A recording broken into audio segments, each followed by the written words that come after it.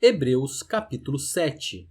Porque este Melquisedeque, rei de Salém, sacerdote do Deus Altíssimo, foi ao encontro de Abraão, quando este voltava da matança dos reis, e o abençoou.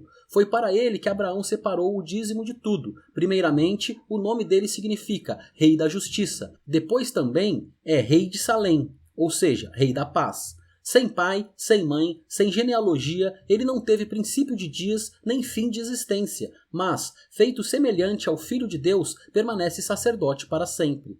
Vejam como era grande esse a quem Abraão, o patriarca, pagou o dízimo tirado dos melhores despojos. Ora, os que dentre os filhos de Levi receberam o sacerdócio têm ordem, de acordo com a lei, de recolher os dízimos do povo, ou seja, dos seus irmãos, embora estes sejam descendentes de Abraão.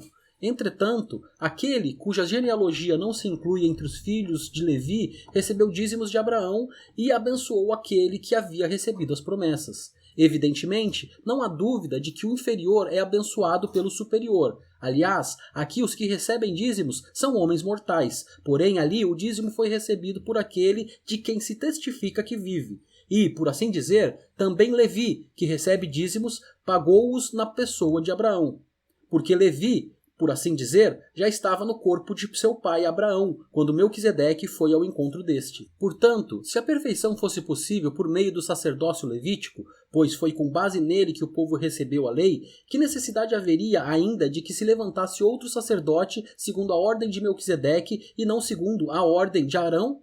Pois, quando se muda o sacerdócio, necessariamente muda também a lei, porque aquele de quem são ditas estas coisas pertence a outra tribo, da qual ninguém prestou serviço diante do altar. Pois é evidente que nosso Senhor procedeu de Judá, tribo a qual Moisés nunca falou nada a respeito de sacerdócio.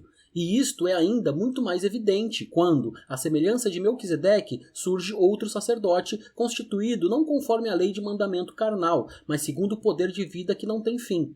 Porque dele se testifica, você é sacerdote para sempre, segundo a ordem de Melquisedeque. Portanto, por um lado, se revoga a ordenança anterior, por causa de sua fraqueza e inutilidade, pois a lei nunca aperfeiçoou coisa alguma, e, por outro lado, se introduz esperança superior, pela qual nos chegamos a Deus. E isto não se deu sem juramento, porque os outros são feitos sacerdotes sem juramento, mas este foi feito sacerdote com juramento, por aquele que lhe disse, o Senhor jurou e não se arrependerá, você é sacerdote para sempre. Por isso mesmo, Jesus se tornou fiador de superior aliança. Ora, os outros são feitos sacerdotes em maior número, porque a morte os impede de continuar. Jesus, no entanto, porque continua para sempre, tem o seu sacerdócio imutável. Por isso, também pode salvar totalmente os que por ele se aproximam de Deus, vivendo sempre para interceder por eles. Porque nos convinha um sumo sacerdote como este, santo, inculpável, sem mácula, separado dos pecadores e exaltado acima dos céus, que não tem necessidade, como os outros sumos sacerdotes, de oferecer sacrifícios todos os dias, primeiro por seus próprios pecados,